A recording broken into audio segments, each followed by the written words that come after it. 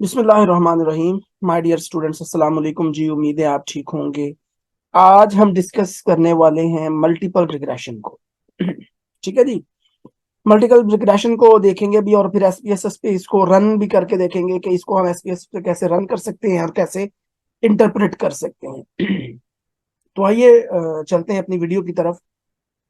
इससे पहले कि हम वीडियो स्टार्ट करें, आपसे गुजारिश है कि अगर आप हमारे चैनल पे न्यू हैं तो चैनल को सब्सक्राइब कर लें और बेल आइकन को प्रेस कर लें ताकि आपको हमारी आने वाली वीडियोस मिलती रहे। इंशाल्लाह हम आपकी कामयाबी के लिए हमेशा कोशिश आप दुआ गो रहते हैं। सबसे पहले हम बात कर लेते हैं कि मल्टीपल रिग्रेशन क्या होता है। Multiple regression is an extension of simple linear regression. ये बेसिकली सिंपल लीनियर रिग्रेशन की एक एक्सटेंशन है, यानी उससे एक कदम आगे है। जिस तरह हम कहते हैं ना कि जिस तरह मतलब बेसिकली ये एक लाइन है जिसमें सबसे पहले कोरिलेशन आता है, फिर लीनियर रिग्रेशन आता है, फिर मल्टीपल रिग्रेशन आता है।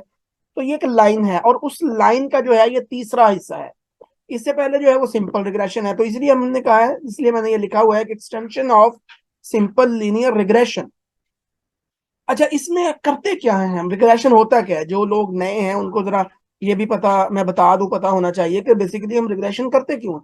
रिग्रेशन बेसिकली हम यूज तब करते हैं जब हमने किसी वेरिएबल को प्रिडिक्ट करना हो। हम देखें कि क्या एक वेरिएबल दूसरे को प्रिडिक्ट कर रहा है, यानी एक वेरिएबल के अगर हम एक यूनिट चेंज करते हैं तो उसका कितना इफेक्ट होता है दूसरे वेरिएबल पे, यानी डिपेंडेंट वेरिएबल पे।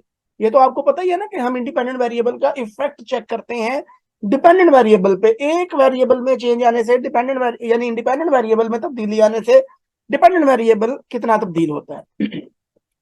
तो रिग्रेशन में क्या हम करते हैं, बेसिकली रिग्रेशन में हम देखते हैं कि हमारा जो इंडिपेंडेंट वेरिएबल है उसको अगर उसमें थोड़ी सी चेंज लेके आए, एक यूनिट चेंज लेके आए, तो उस चेंज का असर डिपेंडेंट वेरिएबल पे कितना होता है। क्या वो प्रिडिक्ट करती है, प्रिडिक्ट से मुराद है कि क्या इंडिपेंडेंट वेरिएबल के अगर एक यूनिट चेंज करें तो क्या डिपेंडेंट वेरिएबल भी चेंज होता है, और होता है तो कितना होता है। ये प्रिडिक्शन है ना बेसिकली, वो बताता है हमें कि इंडिपेंडेंट वेरिएबल, ये रिग्रेशन बेसिकली बताता है कि अगर इंडिपेंडेंट वेरिएबल चेंज करेंगे इतना तो डिपेंडेंट वेरिएबल में इतना चेंज आएगा। This is prediction basically regarding the change in dependent variable. हम डिपेंडेंट वेरिएबल में चेंज को प्रिडिक्ट करते हैं due to independent variable. It is used when we want to predict the value of a variable based on the value of two or more other variable। यानी हम क्या करते हैं, इसमें प्रिडिक्ट करते हैं एक वेरिएबल की वैल्यू को दो या दो से ज्यादा वेरिएबल्स की वैल्यूज के ऊपर, यानी दो या दो से। अब इसमें अब डिफरेंस क्या है, अब यहाँ पे डिफरेंस की बात हो गई है बेसिकली, लेकिन मैं आपको जरा इजी वर्डिंग में समझा देता हूँ। मल्टीपल रिग्रेशन और लीनियर रिग्रेशन में डिफरेंस ये होता है कि लीनियर रिग्रेशन में इंडिपेंडेंट वेरिएबल भी एक होता है और डिपेंडेंट वेरिएबल भी एक होता है, लेकिन मल्टीपल रिग्रेशन में इंडिपेंडेंट इंडिपेंडेंट वेरिएबल दो या दो से ज्यादा होते हैं और डिपेंडेंट वेरिएबल एक ही होता है। ये इनका मेन डिफरेंस है।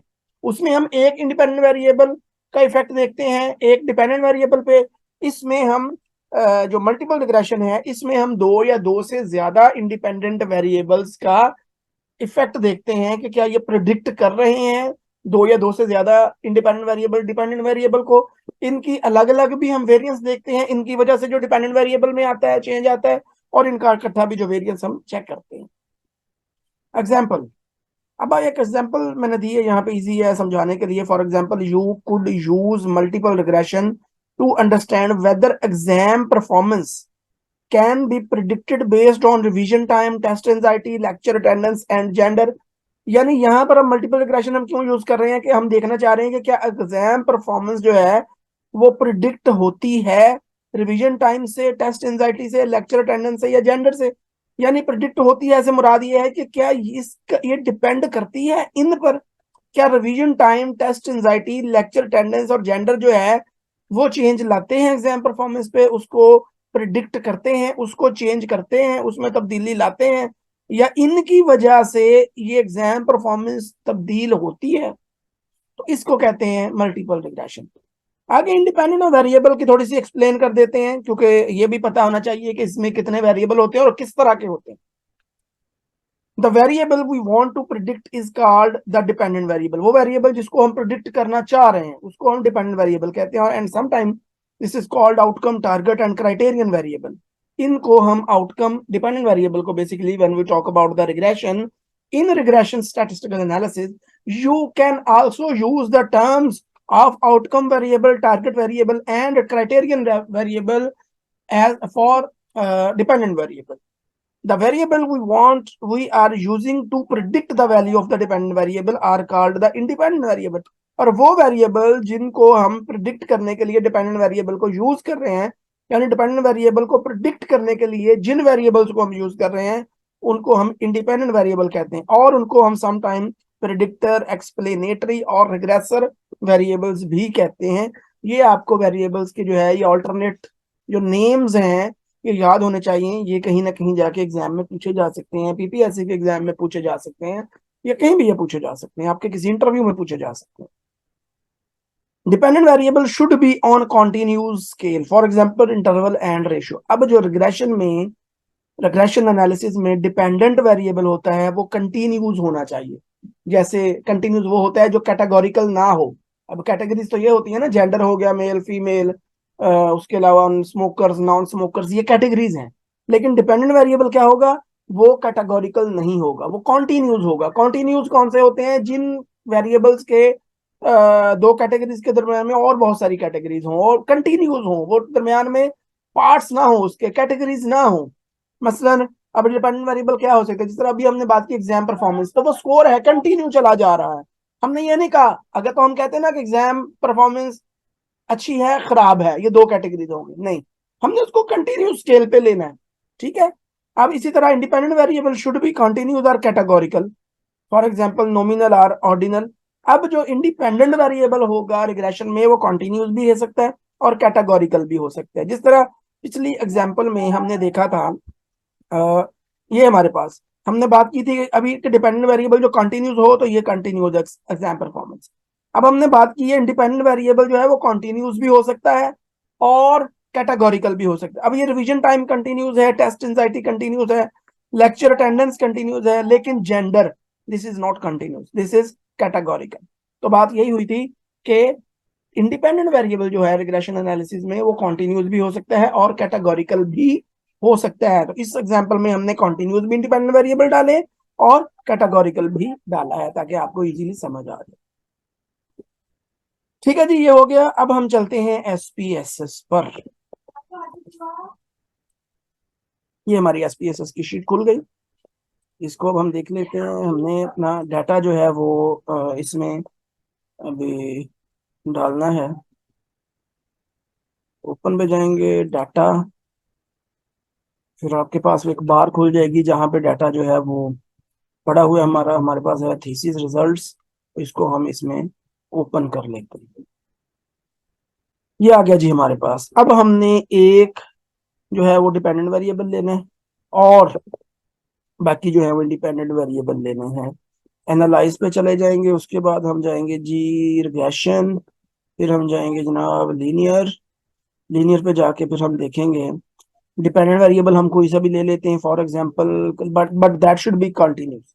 एज ले लेते नहीं, एज नहीं लेते हम ले लेते हैं जीपीए इन लास्ट सेमेस्टर। ठीक है जी, हमने जीपीए ले ली लास्ट सेमेस्टर की डिपेंडेंट वेरिएबल में। अब यहाँ पे आ गए इंडिपेंडेंट वेरिएबल। इंडिपेंडेंट वेरिएबल में हम एज ले लेते हैं, उसके अलावा हम इधर वेट हाइट का था कहीं, ये वेट ले लिया, वेट ले लिया, हाइट ले लिया, और यहाँ पे हम एक डिपेंडेंट वेरिएबल जेंडर भी ले लेते हैं। चले, ये जेंडर आ गया, बस ठीक हो गया जी।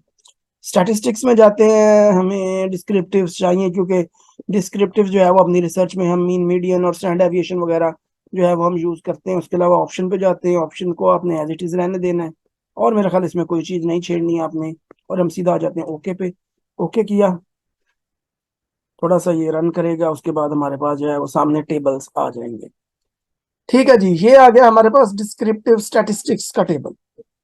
डिस्क्रिप्टिव स्टैटिस्टिक्स में हमें पता चल गया कि जीपीएल लास्ट सेमेस्टर का मीन और स्टैंडर्ड डेविएशन और नंबर ऑफ द पार्टिसिपेंट ये हमें बताता है। हाइट कितना मीन था, कितनी स्टैंडर्ड डेविएशन थी, और number of participant, weight, gender वगैरह ये वो हमें सारा दे दिया। उसके बाद आ गया जी पियर्सन कोरिलेशन। जिस तरह मैंने आपको बताया था कि ये एक लाइन ऑफ एक्शन है, लाइन ऑफ स्टैटिस्टिकल एनालिसिस है। जो रिग्रेशन होता है सबसे पहले कोरिलेशन आता है उसमें, उसके बाद फिर लीनियर रिग्रेशन है, फिर उसके बाद मल्टीपल रिग्रेशन आता है कि लाइन ऑफ एक्शन है बेसिकली। अब यहाँ पर इसको भी हम इतना ऐसे नहीं देखते। उसके बाद हम आ जाते हैं जनाब यहाँ पर, ये हमारा जो सबसे इंपॉर्टेंट होते हैं 3 टेबल होते हैं। This is model summary, ANOVA and coefficient. Model summary हमें क्या बताती है? मॉडल समरी हमें ये बताती है कि जो है रिलेशनशिप को रिलेशन है वो 0.234 है, इन सब का मिला के जो उसके साथ आ रहा है। ये प्रिडिक्टर्स लिखा हुआ है नीचे, जेंडर, हाइट, वेट, ठीक हो गया। तो ये जो है ये इस इनका जो है वो हम देख रहे थे जीपीए के साथ, सीजीपीए के साथ। तो ये जो जीपीए लास्ट सेमेस्टर उसके साथ जो रिलेशनशिप आ गया है वो 0.234। असल में जो देखने वाली चीज है वो ये है आर स्क्वेयर। आर स्क्वेयर क्या है जी? 0.055। इसका मतलब ये है कि 0.5%। तो 0.5% जो है वो हमारे पास जो है वो इसका वेरियंस आ गया। वेरियंस बेसिकली, वेरियंस क्या होता है? जो चेंज आया उसमें इन प्रेडिक्टर्स की वजह से, ये जेंडर, हाइट, वेट की वजह से जो वेरियंस आया है वो है 0.055। इट मीन के 0.5। उसके बाद हम आगे आ जाते हैं, हमारे पास आ गया है जी अनोवा का टेबल। अनोवा का टेबल हमें क्या बताएगा कि क्या जो सिग्निफिकेंस है वो जो जो वेरिएंस आया है, जो चेंज आया है, प्रिडिक्शन आई है, क्या वो सिग्निफिकेंट है या नहीं है। उसमें आप ये ऊपर वाला रिग्रेशन का जो है वो ले लेंगे, तो जिसमें आप देखेंगे कि एक 3 चीजें आपको चाहिए होती हैं जब आप टेबल बनाते हैं अपने थीसिस में। एक आपको डीएफ चाहिए होती है, एक आपको एफ वैल्यू चाहिए होती है, एक आपको सिग्निफिकेंस वैल्यू चाहिए होती है। तो डीएफ इसकी 3 है, एफ इसकी 6.874 है, और सिग्निफिकेंट वैल्यू क्या है इसकी जनाब? 0.001। It is less than 0.05। Significance value क्या है इसकी? लेस देन 0.05 है। तो इट मींस कि ये जो है ये थोड़ी चेंज जितनी भी आ रही है ये सिग्निफिकेंट है। उसके बाद हम आ जाते हैं कॉफिशेंट्स पे। कॉफिशेंट में आपने 3 चीजें देखनी है। ये आपने उस ऊपर वाला कांस्टेंट का कॉलम छोड़ देना है, और आपने ये देखना है हाइट, वेट, जेंडर। और उसका जो ये बी है कॉफिशेंट, अनस्टैंडर्डाइज्ड कॉफिशेंट, आपने ये देखना है। अब हाइट जो है वो 0.05 चेंज हो रहा है। अगर हम जीपीए जीपीए जो है वो हाइट की वजह से इतनी चेंज हो रही है, वेट की वजह से 0.01। वेट, अगर हम वेट का 1 यूनिट चेंज करें तो जीपीए में 0.010 चेंज आ रहा है, और जेंडर में 0.198 चेंज आ रहा है। अगर हम इसमें जीपीए में जेंडर की वजह से, वेट की वजह से और हाइट की वजह से, ठीक है। हाइट का 1 यूनिट चेंज करें तो जीपीए में इतना चेंज, वेट का 1 यूनिट चेंज करें तो जीपीए में इतना चेंज, जेंडर का 1 यूनिट चेंज, सॉरी, जेंडर का 1 यूनिट, यानी कि अगर मेल है तो फीमेल कर दें तो इतना चेंज आता है। ठीक हो गया। तो इसको आपने परसेंटेज में नहीं लेना, इसको आपने एज इट इज जो है वो यूनिट्स में लिखना है कि जी 0.198 यूनिट जो है वो चेंज आया है। इसको आर स्क्वेयर को आपने परसेंटेज में लिखना है कि इतने परसेंट जो है वो चेंज आया है, यानी 0.5% जो है वो चेंज आया है। अब आ जाते हैं जनाब इन वेट के। अगर आप देखें तो टी की वैल्यू क्या है? -7.710। और इधर आप अगर वैल्यू देख लें तो 0.7478। इट मीन्स के नो सिग्निफिकेंट चेंज।